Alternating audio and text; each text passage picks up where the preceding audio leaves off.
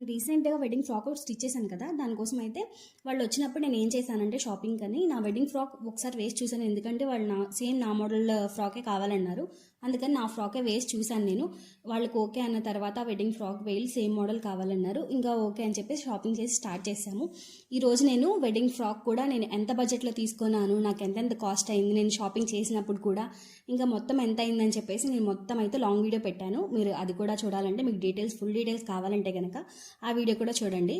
ఇంకా ఈ వీడియో ఏంటంటే, నేను స్టిచ్ చేసేటప్పుడు ఏంటంటే బాటమ్ పార్ట్ని టాప్ పార్ట్ని ఇంకా కలిపి ఇలా అటాచ్ చేసేటప్పుడు ఏమైందంటే, నాకు అనిపించింది ఇలా లెహంగా లాగైనా తర్వాత కన్వర్ట్ చేసుకోవచ్చు అనిపించింది. ఎందుకంటే కింద చాలా ఫ్లేర్ ఎక్కువగా ఉంది, చాలా బాగుంది. పైన కూడా కొద్దిగా సేమ్ మోడల్ కాకుండా షైనీగా ఇలా స్టోన్స్తో వచ్చింది కాబట్టి లెహంగాకి కానీ ఏదైనా సంగీత్ కానీ పర్ఫెక్ట్గా ఉండిద్ది. డ్రెస్ అయితే మనం వెనక్కి కూడా అడ్జస్ట్ చేసుకోవచ్చు. మనకి ఏదైనా లూజ్ అయినా టైట్ అయిన తర్వాత ఈజీగా ఇలా కన్వర్ట్ చేసుకోవచ్చు, అలాగైనా యూజ్ చేయొచ్చు అనిపించింది. నాకే చాలా బాగా నచ్చింది.